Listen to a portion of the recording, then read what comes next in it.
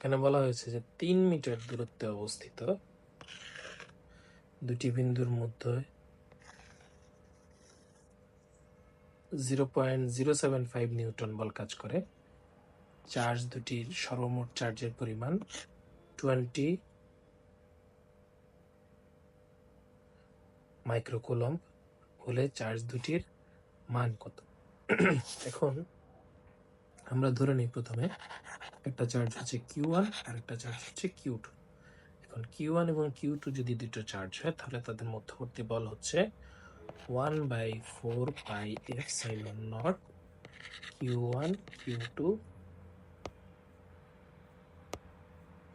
Q1 Q2 divided by R square equal to, এখানে বল দেওয়া আছে 0.075 নিউটন।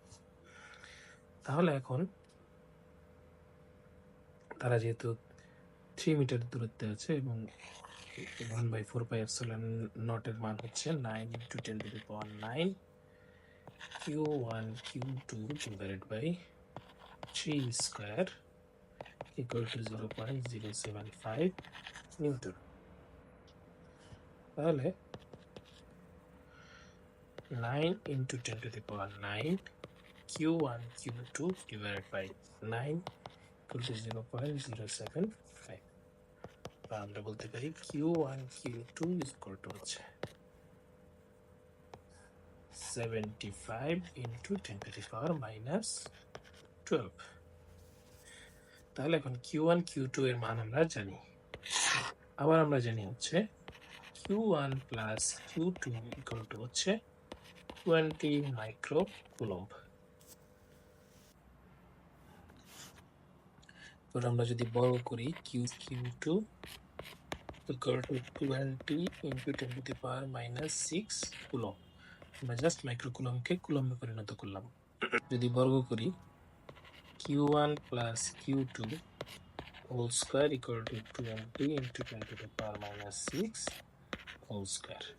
এখন আমরা জানি a plus b whole square এর সূত্র হচ্ছে a minus b whole square plus 4ab equal to হচ্ছে 20 × 10⁻6 whole square। এখন আমরা যদি Q1 minus Q2 whole square equal to নেই 20 × 10⁻6 whole square minus 4। এখন Q1 Q2 এর মান যদি আমরা বসাই তাহলে সেটা আসে হচ্ছে 75 × 10⁻12। এখন Q1 minus Q2 যদি আমরা নেই তাহলে আমাদের আসে হচ্ছে, যদি আমরা এই ক্যালকুলেশনটা করি তাহলে আমাদের ক্যালকুলেশন আসে হচ্ছে 10 × 10⁻6 মানে হচ্ছে 10 মাইক্রোকুলম্ব। এখন আমরা জানি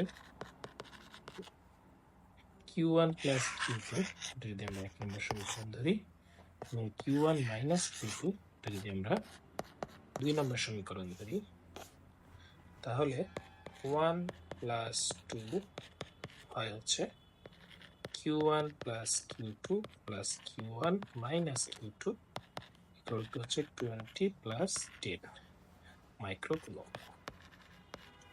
অর্থাৎ আমরা যদি এখান থেকে Q2 বাদ দিই তাহলে সেটা শুধু থাকে 2Q1 equal to হচ্ছে 30।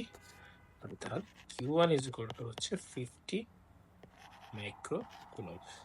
এখন Q1 যদি 15 মাইক্রোকুলম্ব হয় তাহলে Q2 হবে হচ্ছে 20 - 15 অর্থাৎ 5 মাইক্রোকুলম্ব। তাহলে এখন আমরা এখানে যদি দেখি তাহলে ক নাম্বার হচ্ছে আমাদের অ্যান্সার।